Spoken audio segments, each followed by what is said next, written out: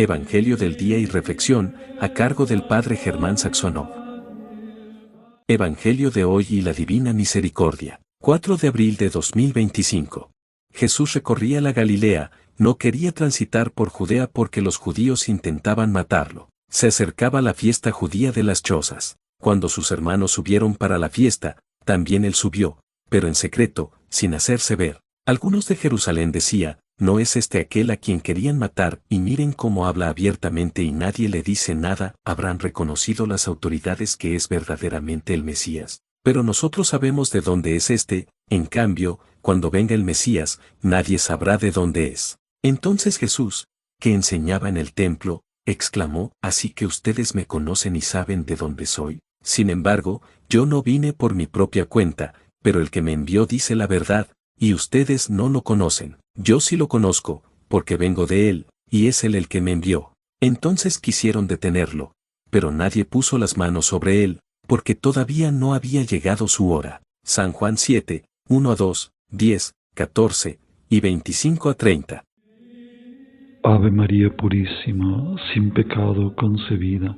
En este viernes 4 de abril, contemplamos a nuestro Señor Jesucristo en el Evangelio de San Juan 7, 1-2, versículos también 10, 14, 25-30.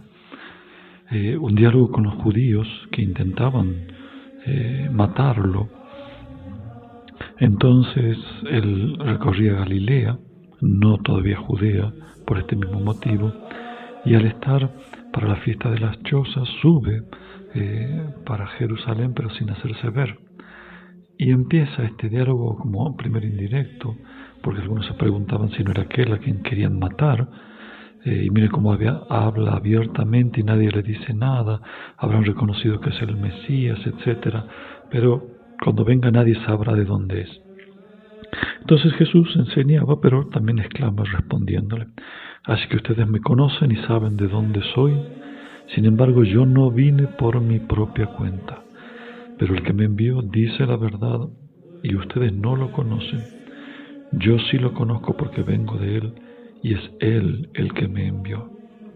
Quisieron igual detenerlo, pero nadie pudo porque no había llegado su hora. Bueno, muchos datos para reflexionar en nuestra vida y contemplar el corazón de Cristo.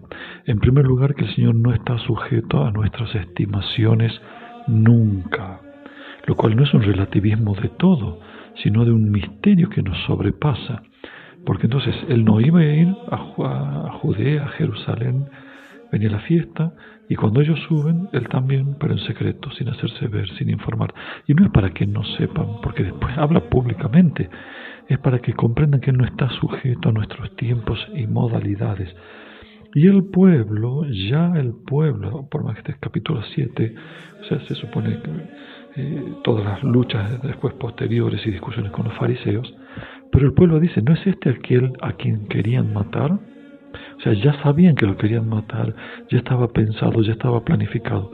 Insisto por aquellos que dicen que Judas estaba predestinado para eso. No, ya lo querían matar. Judas fue una ocasión. Si no existía o fallaba Judas, iban a ir de otra manera a matarlo. Detestaban que se haga Dios, que se diga que es Dios.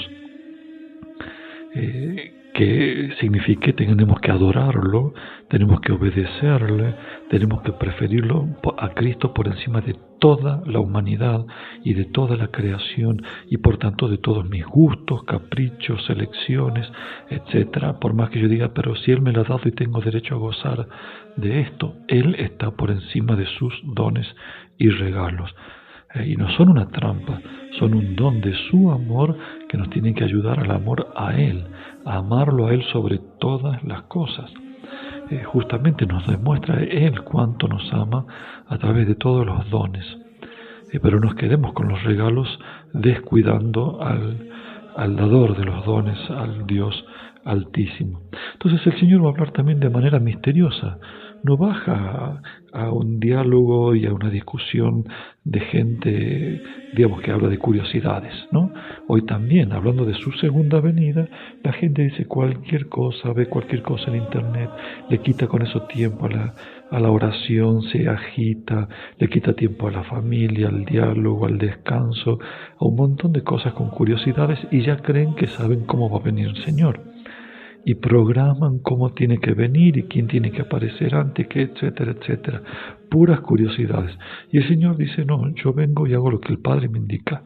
Y el Padre está por encima de las horas, de los tiempos, etcétera. Dios no está ajustado a las fechas, porque esas fechas son misteriosas. A veces se escucha un reclamo, no, pero si Él nos habla en nuestras coordenadas.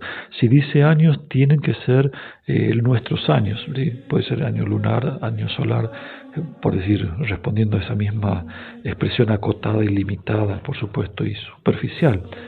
Pero si el Señor dice años, tiene que ser años, y si dice semana, es semana. Ciertamente que Dios respeta la literalidad de lo que ha hablado, pero no en el sentido de material cronológico.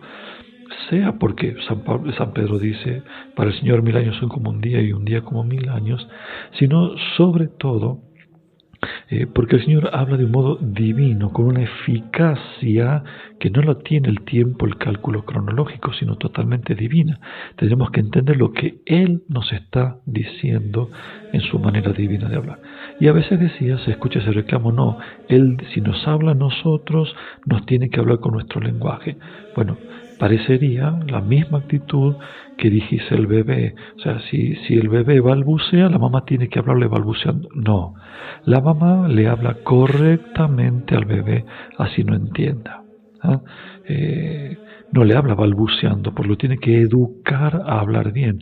Entonces el bebé balbucea, la mamá lo entiende, pero el bebé va a escuchar a la mamá decir las palabras en el castellano correcto, no palabras deformadas, porque si no el niño entiende y aprende palabras deformadas y nunca va a aprender a pronunciar bien.